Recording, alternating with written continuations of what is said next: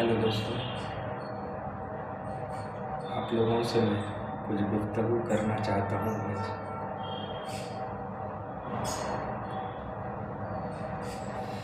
अपने बारे में थोड़ा बहुत कुछ बताना चाहता हूँ मैं। मेरी पैदाइश का एग्जैक्ट डेट तो नहीं पता है, लेकिन हमारे पेरेंट्स, मेरे अंकल लोग बताते हैं कि तुम्हारी पैदाइश 7/1/1995 को हुआ था।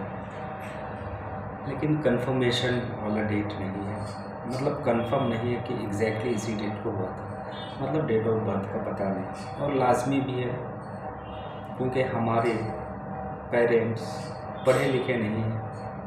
हाँ, बिल्कुल निरक्षर है, वो उंगलियों का यूज़ करते हैं और क्या बोलते हैं उसको, गांव देहात में उसको टिप्पा छाप बोलते हैं, ठीक है। तो वो दस्तखत नहीं करने जानते। मेरे पिताजी है, कहीं पर दस्तखत करते हैं, कहीं पर टिप्पा छाप का यूज़ करते हैं, तो मतलब पढ़े लिखे बिल्कुल भी नहीं है।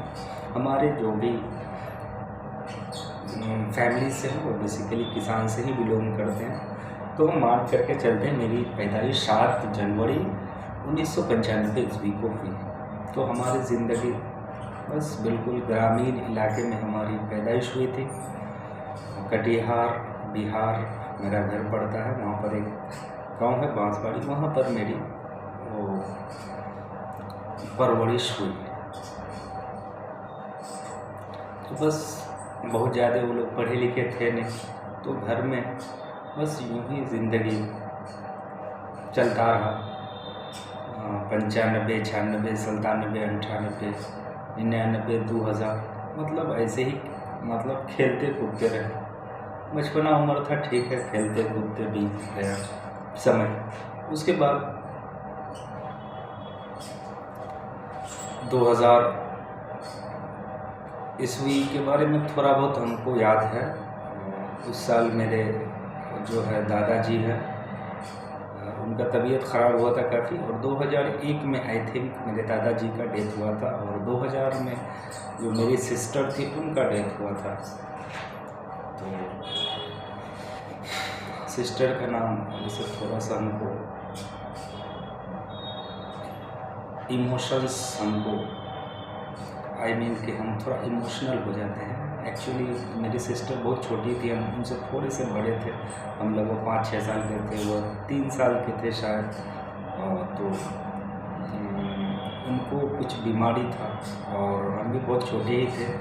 तो हुआ ये कि उनको डॉक्टर ने आम खाने के लिए मना किया था, लेकिन जैसे हम बड़े थे तो हमको पता था कि इनको आम खाने के लिए नहीं देना है, और हम नहीं दे रहे थे। और जा कर के मेरे जो अंकल हैं उनको जा कर के बोलते हैं, उनको बेटा करके बोलते थे और हमको पोता बोलते थे।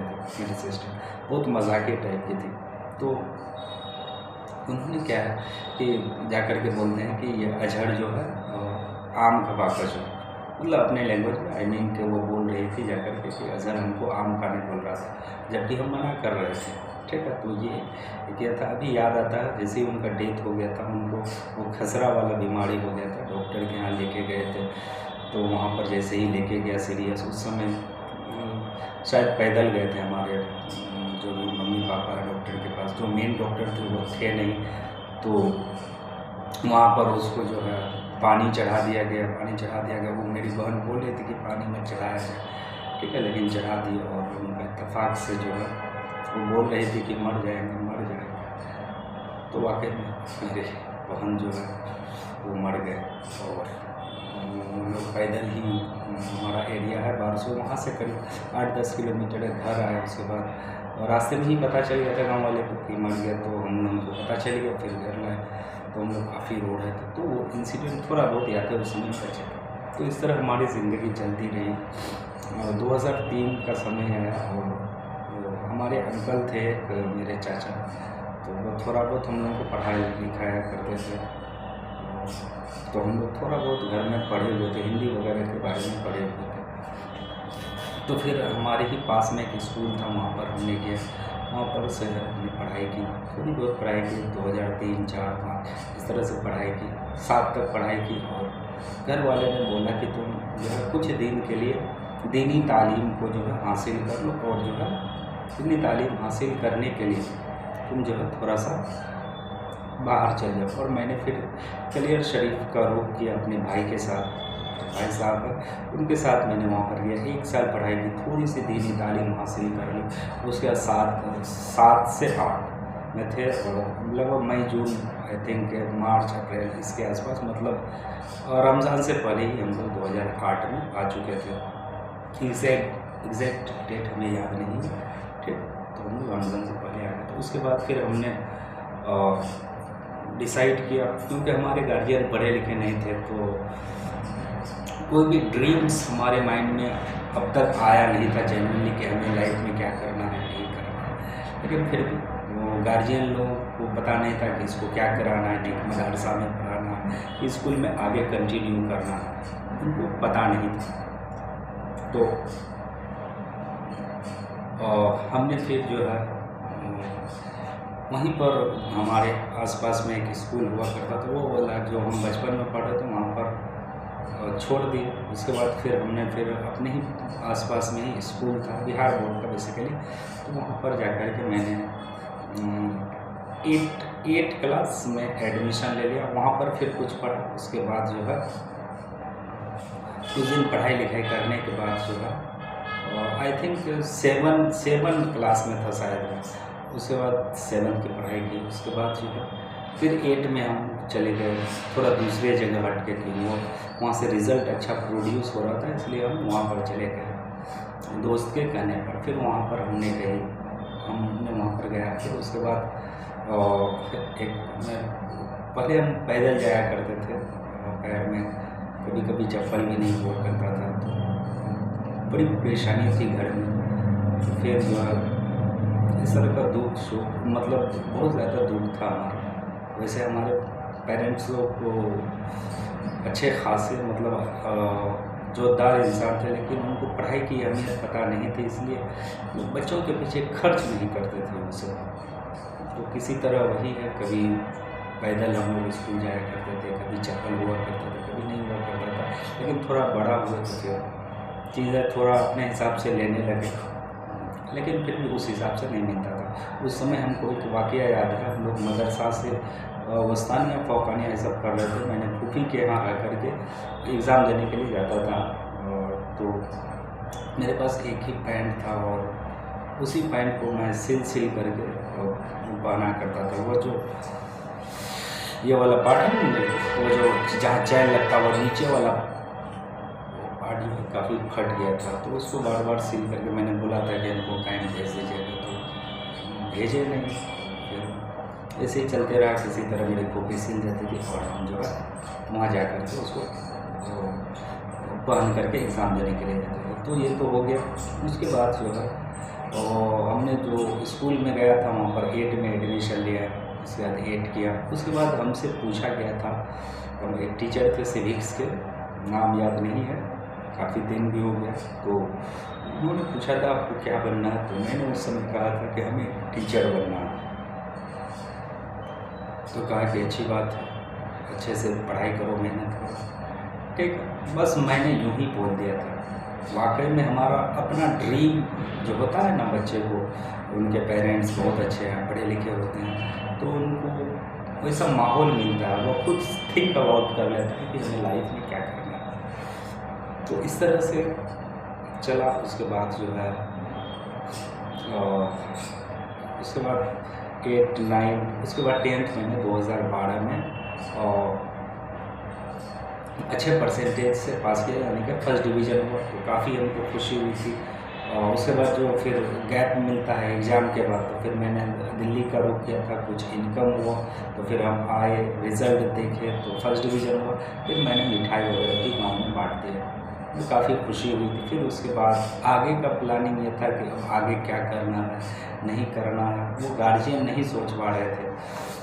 जो भी सोचना था हमें ही सोचना था, हमें ज़्यादा कुछ पता भी नहीं था, तो वास्तव में ड्रीम क्या होता है उसके बारे में पता ही नहीं था।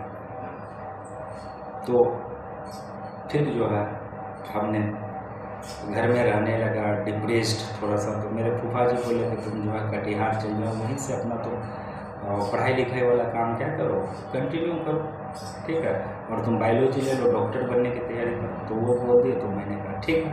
तो गार्जियन बोले कि फिर इतना पैसा कैसे आएगा। तो खैर किसी तरह बहुत ज़्यादा खर्च नहीं था उस समय, बहुत ज़्यादा खर्च नहीं था, कुछ हल्का फुल्का खर्च था, और रहने वहने का खर्च, उसके बाद रहने वहने का खर्च, उसके बाद जो है बस 500 रुपये उस समय इन सब्जेक्ट का लगता था मुझे महीना के तौर पर। तो फिर जो है हम कटिहार गए, कटिहार में जा कर के पढ़ाई करी। उसके बाद जब हमने गया कटिहार, तो हम लोग हिंदी बैकग्राउंड से थे। वहाँ पर जब पढ़ने गया तो चीज़ें हिंदी इंग्लिश मिक्स पढ़ाया करते थे, लेकिन चीज़ें हमारे जो सर थे केमिस्ट्री के, वो बहुत फास्ट चीज़ें पढ़ाते थे। तो फर्स्ट डे तो हमको कुछ बुझाया ही नहीं, कुछ समझ में नहीं आया चीज़ें, लेकिन सर बोले कि बाबू तू मेहनत कर, ठीक है। तो हमको पढ़ाई का अहमियत के बारे में भी बहुत ज़्यादा पता नहीं था, लेकिन उसके बाद हमने वहाँ पर जैसे ही गया, देखा कि कुछ समझ में नहीं आ रहा। फिर हमने एक बोर्ड ये खरीदा, एक छोटा सा बोर्ड होता है ना, जिसमें आप जो एग्ज़ाम वगैरह देने जाते, एक छोटा सा बोर्ड होता है, ठीक है, वो खरीद लिया लिखने के लिए प्रैक्टिस, ठीक है। तो बायोलॉजी भी हम पढ़ते थे उन्हीं से, केमिस्ट्री वाले सर से, दोनों चीज़ पढ़ाते थे। तो डायग्राम वगैरह का प्रैक्टिस काफ़ी किया करते थे। तो मतलब जो हमारे सर थे, तो वो काफ़ी मोटिवेशनल बातें किया करते थे। तो वहाँ से काफ़ी मैंने इम्प्रेस्ड हुआ, और हमको थोड़ा थोड़ा लाइफ के बारे में पता चला कि लाइफ में कुछ करना चाहिए, पढ़ाई की अहमियत बहुत ज़्यादा। तो फिर वहाँ से हमने पढ़ाई करना शुरू किया।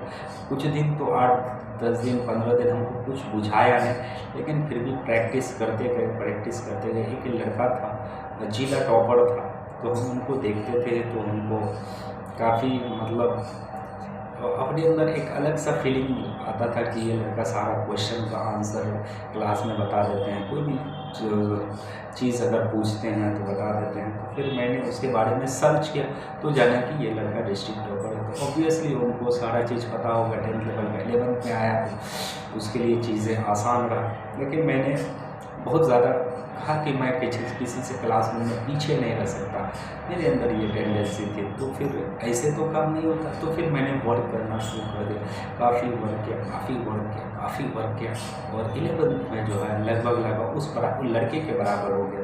जैसे ही फिर 12th क्लास आया, मैंने उस लड़के को, जब भी एग्ज़ाम हुआ करता था तो हमेशा क्लास में फर्स्ट पोजीशन आया करता था, और जो है हमारा ख्वाहिश रहता था कि क्लास में पहला आंसर मैं दूँ, कोई दे या ना दे, लेकिन मैं आंसर देता था। और कभी कभी गलत भी आंसर दे देते थे। हमारे सर इतनी इंसल्ट करते थे, मत पूछिए, काफ़ी ख़राब लग जाता था। आप इस चीज़ को समझ सकते हैं, पढ़े हैं तो कितना बुरा लगता है। इतने लड़के के बीच, लड़कियों के बीच काफ़ी ऑकवर्ड फील होता है। लेकिन फिर भी मैंने कभी कभी बेइज्जती भी सहा, लेकिन जवाब देना जारी रखा। लेकिन धीरे धीरे मेरा एक्यूरेसी भी बढ़ता गया। तो फिर वहाँ से मैंने 12th को, जैसे ही 12th गया, 12th में जाने के बाद जो है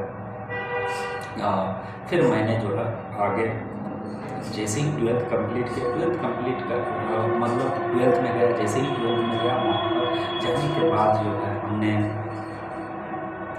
मतलब अच्छा इम्प्रूव कर लिया, और चीज़ें हमने समझने सीखने लगा था। हिंदी इंग्लिश मिक्स चल रहा था।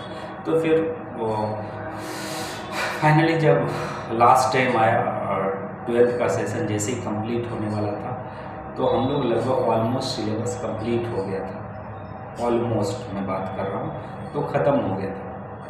तो उसके बाद जो है लास्ट टाइम में क्या होता है कि 2014 की बात है, 12 से 14, तो लास्ट टाइम में बोर्ड वाले ये फैसला लेते हैं कि आप लोगों को जो है इतना 400 क्वेश्चन दिया जाएगा, और इन्हीं 400 क्वेश्चन से आंसर आएंगे हर सब्जेक्ट का, खास करके साइंस से।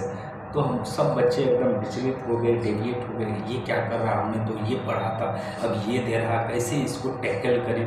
तो फिर जो है सब बच्चे हॉपलेस हो गए थे। लेकिन मेरा एक मानना था कि अगर हमने ईमानदारी से पढ़ाई की है, क्योंकि सिलेबस तो वही है, सिलेबस तो डिफाइंड है।